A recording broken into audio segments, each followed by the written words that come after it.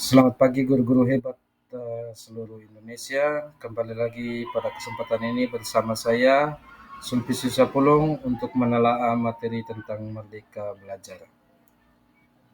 Baik, apa saja yang mau kita pelajari dari materi ini? Yang pertama, kita akan mempelajari tentang mengenali dan memahami diri sebagai pendidik. Yang kedua, kita mempelajari tentang mendidik dan mengajar. Yang ketiga, mendampingi murid dengan utuh dan menyeluruh. Yang keempat, mendidik dan melatih kecerdasan budi pekerti. Yang kelima, pendidikan yang mengantarkan keselamatan dan kebahagiaan. Baik, kita telah satu persatu. Yang pertama, mengenali dan memahami diri sebagai pendidik. Tentunya, dalam mengenali dan memahami diri sebagai pendidik, kita perlu dua hal. Yang pertama, merefleksikan diri dan peran sebagai pendidik. Yang kedua, memproyeksikan diri menjadi guru seperti apa di masa depan. Nah, bagaimana dengan merefleksikan diri dan peran sebagai pendidik? Untuk mengenali karakteristik murid dan kebutuhannya, kita harus lebih dulu mengenali dan memahami kekuatan dan kelemahan kita sebagai pendidik. Belajar secara mandiri untuk terus mengembangkan potensi, mengantarkan murid kita menjadi murid yang merdeka. Lalu apa peran kita sebagai guru?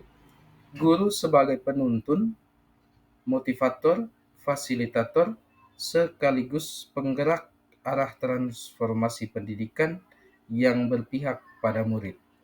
Peran guru sangatlah penting dalam pengembangan kompetensi murid, pembentukan karakter, dan sesuai dengan kodrat murid.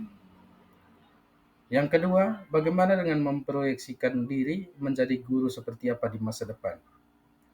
Guru yang maju tentunya memiliki peta konsep dan rancang pikir yang jelas tentang gambaran dirinya yang ideal. Ketika kita memahami kekuatan dan kelemahan kita, maka kita tahu apa yang bisa dioptimalkan dari peran kita sebagai guru bagi murid-murid kita. Hakikat guru yang baik bagi murid adalah yang mampu memerdekakan murid.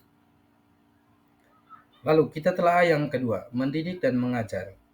Seperti apa mendidik? Mendidik itu menuntun segala kodrat yang ada pada murid agar mencapai kebahagiaan dan keselamatan sebagai manusia ataupun sebagai anggota masyarakat.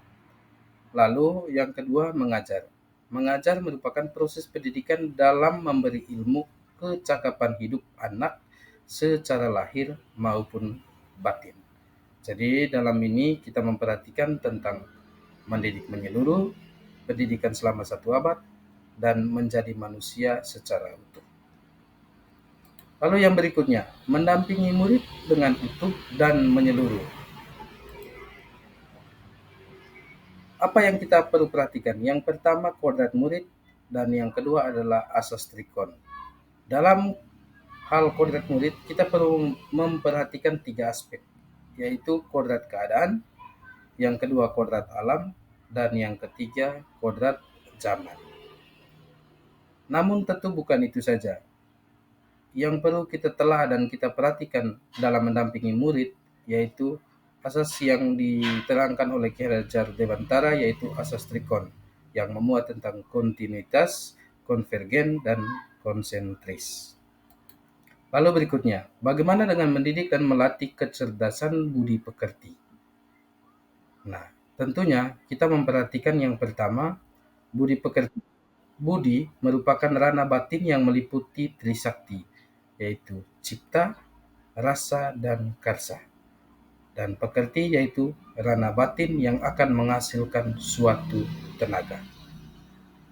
Nah, apa yang harus kita libatkan dalam mendidik dan melatih kecerdasan budi pekerti? Tentunya adalah konsep konvergensi, yaitu transformasi pendidikan yang mengarahkan murid dapat berinteraksi dengan budaya lain tanpa kehilangan jati diri.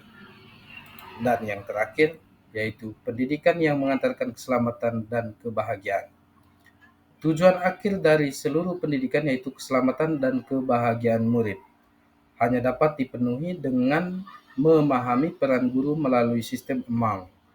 Murid generasi natif digital hidup di era maju yang mengharuskan guru menjadi pendidik yang adaptif, inovatif, reflektif, kolaboratif, dan berpihak pada murid. Baik Bapak Ibu semua, semoga materi yang saya berikan dapat menambah wawasan kita. Oleh karena itu, sekian dan terima kasih.